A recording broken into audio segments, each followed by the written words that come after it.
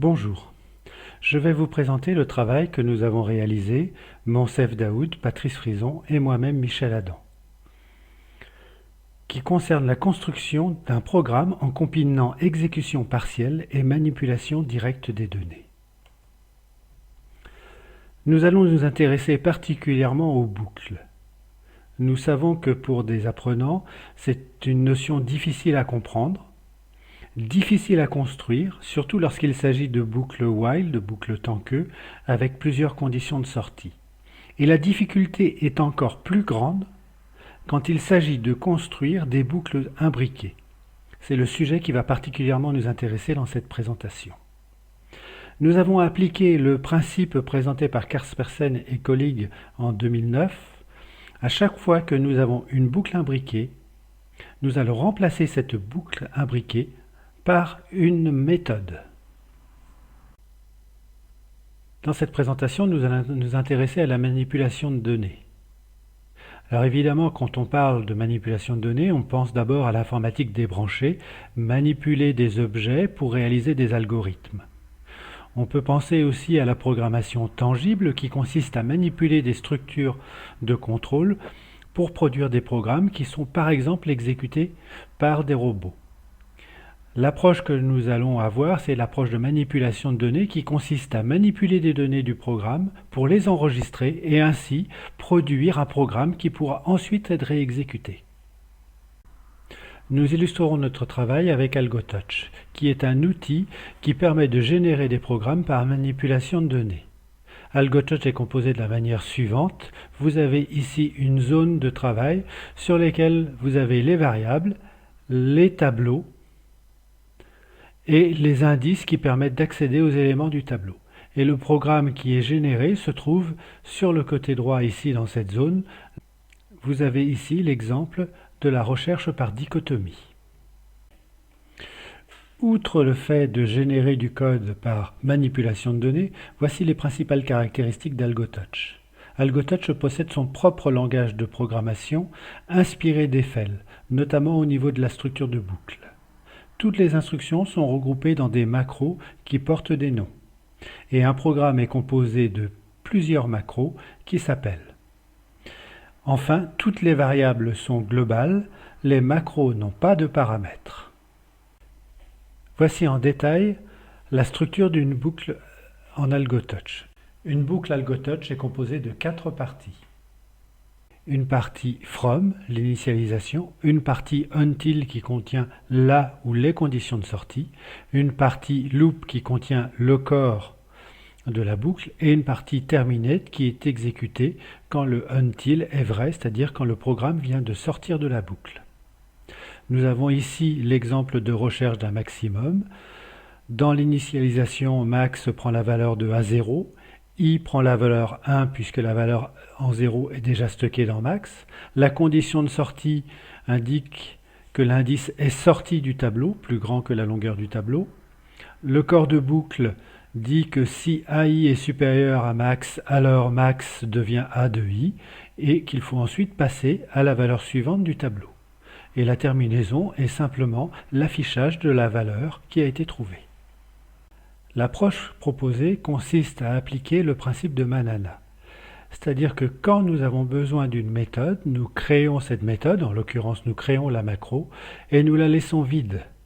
Nous réaliserons son code plus tard. Donc comment est-ce que nous allons construire des boucles imbriquées? Nous allons commencer par construire la boucle externe, à dire que nous avons besoin d'une macro pour réaliser le code de la boucle interne. Nous lancerons l'exécution et le programme à ce moment-là s'arrêtera. Le programmeur pourra prendre la main, effectuer les manipulations pour produire le résultat attendu par l'exécution de cette macro interne. Une fois que la macro externe, la boucle externe sera construite, nous pourrons passer à la construction, à la génération de la boucle interne. Mais le mieux est de prendre un exemple. L'exemple que nous allons prendre est celui du tri par insertion, tri à la volée. L'utilisateur va saisir une valeur et cette valeur va aller se positionner automatiquement dans le tableau de telle manière à ce que le tableau reste toujours trié. Pour cet exemple, nous allons prendre un tableau T qui sera divisé en deux parties. Une partie avec des valeurs 19, 51, 75 et 90 sur cet exemple. Ces valeurs sont triées. L'indice de fin sera indiqué par f. La valeur saisie sera stockée dans la variable val. Toutes les valeurs de la suite du tableau sont positionnées à 0 pour montrer qu'il n'y a rien à partir de la case T4. Selon le principe que nous avons indiqué au début, nous avons deux boucles, donc deux macros. Une première macro trivolée qui effectuera la saisie de la valeur dans val, qui insérera la valeur dans le tableau T et qui passera à la valeur suivante. Et nous avons une deuxième macro placée qui va réaliser l'insertion de la valeur val de manière à ce que le début du tableau reste trié. Nous commençons donc par la boucle externe, c'est-à-dire la macro trivolée. Nous nous retrouvons donc sur AlgoTouch pour générer le code de la macro trivolée. Donc, comme précisé, nous avons deux macros, une macro trivolée qui est vide, une macro placée qui est vide, un tableau T de 5 éléments contenant uniquement des zéros, un indice f comme marqueur de fin du tableau et une variable val pour la saisie.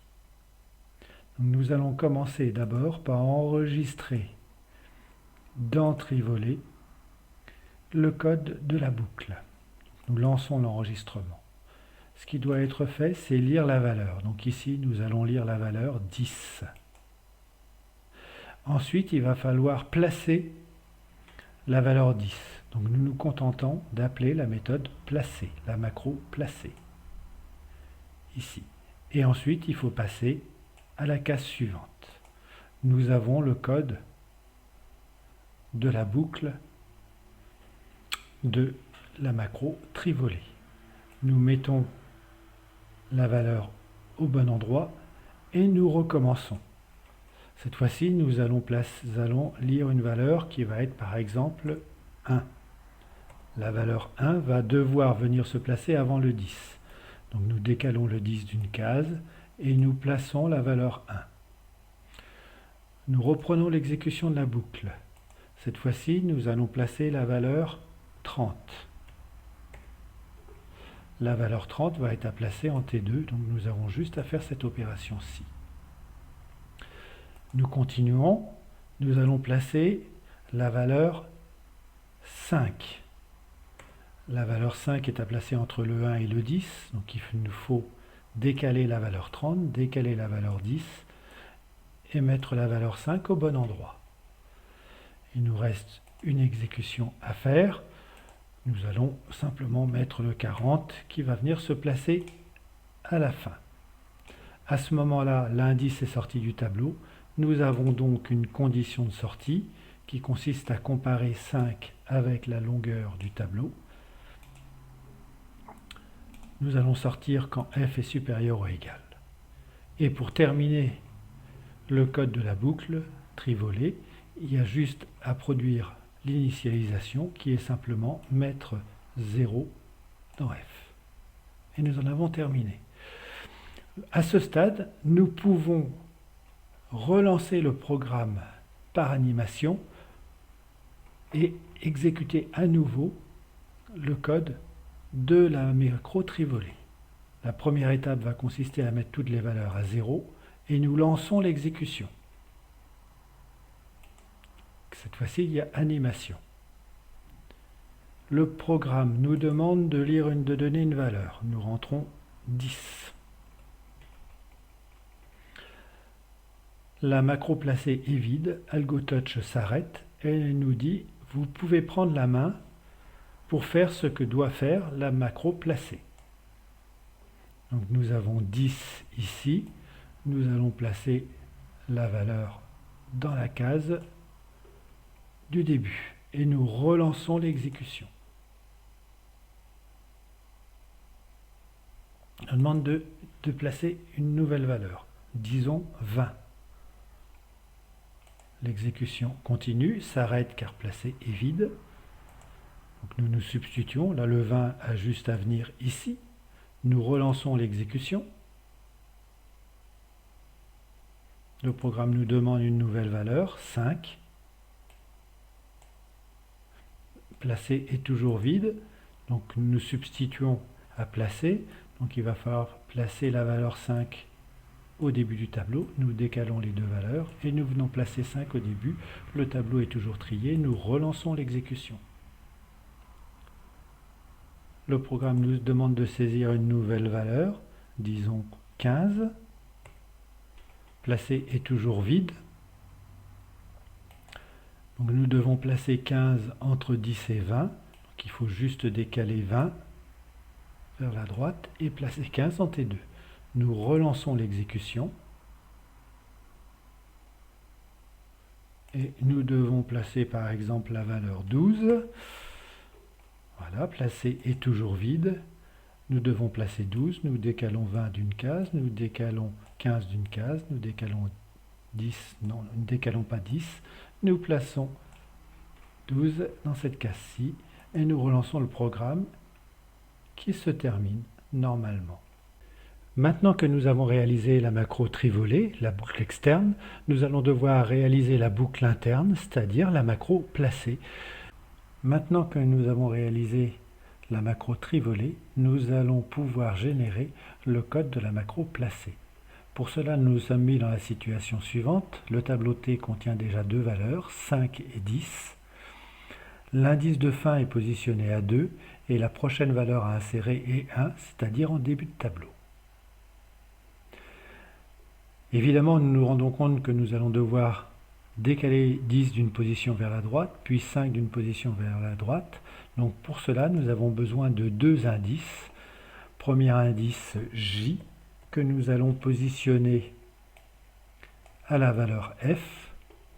Deuxième indice I, que nous allons positionner juste une case avant J. Nous sommes dans la bonne situation. Ici, nous pouvons donc commencer à générer le corps de la boucle. Donc le corps de la boucle, ça va consister à décaler la valeur de TI dans TJ, TJ égale TI, et à décrémenter nos deux indices I et J. Et nous avons le corps de boucle. Là, nous nous rendons compte que T de I est toujours plus grand, donc il va falloir aussi décaler 5. Donc nous réexécutons le corps de boucle.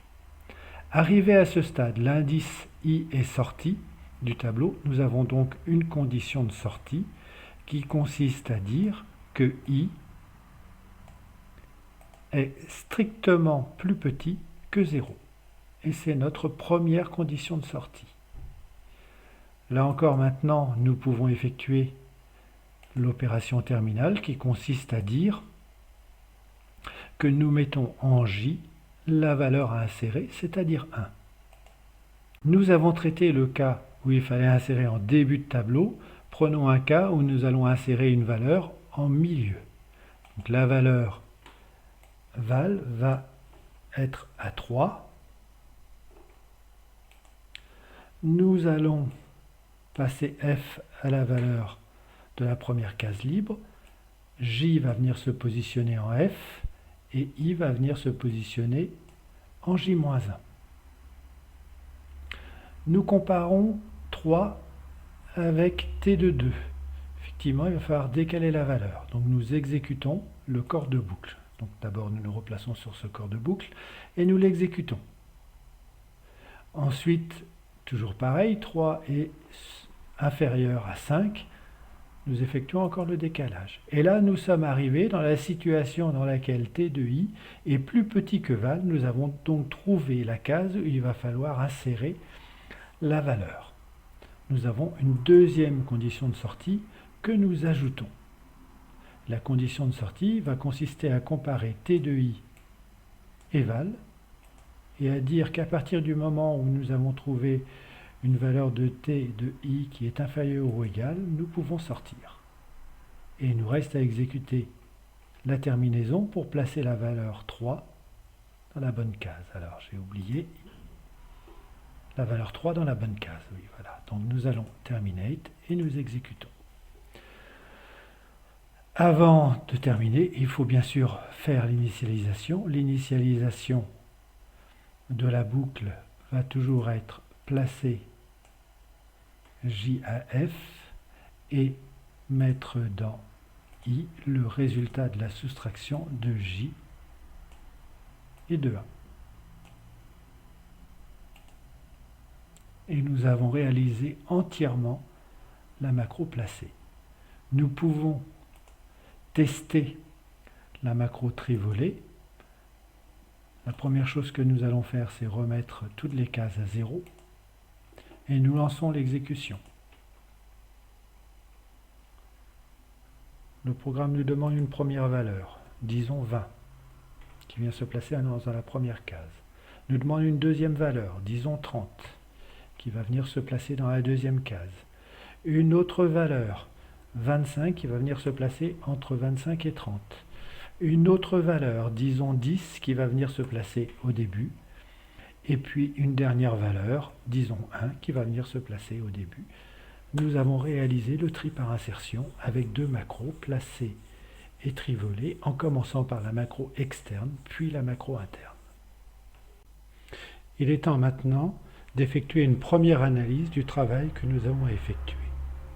Concevoir le programme en mêlant manipulation de données et exécution nous a permis de construire et d'écrire le code de manière concomitante, de manière descendante, d'un bout à l'autre. Le fait de diviser les boucles en deux macros nous permet de nous concentrer à un instant donné que sur une seule boucle. Le programmeur a dû manipuler à un instant donné les données pour produire le résultat attendu par la macro interne.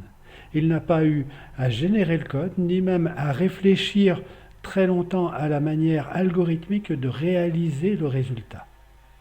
Comme le programmeur a dû manipuler les données pour produire le résultat, il a répété un certain nombre d'actions répétitives qui pourront l'aider ensuite à générer le code de la macro interne. Et enfin, les variables n'ont été créées qu'au fur et à mesure de leurs besoins. La macro trivolée n'avait besoin que d'un indice f pour la terminaison et d'une valeur val pour la valeur saisie, alors que nous avons dû créer deux nouvelles variables i et j quand nous avons généré le code de la méthode placée qui était interne.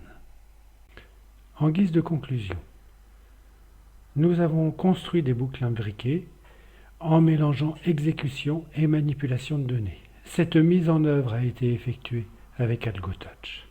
Évidemment, nous sommes conscients qu'il restait expérimenter cette manière de concevoir des boucles imbriquées avec des apprenants, étudiants et élèves. Merci de votre attention.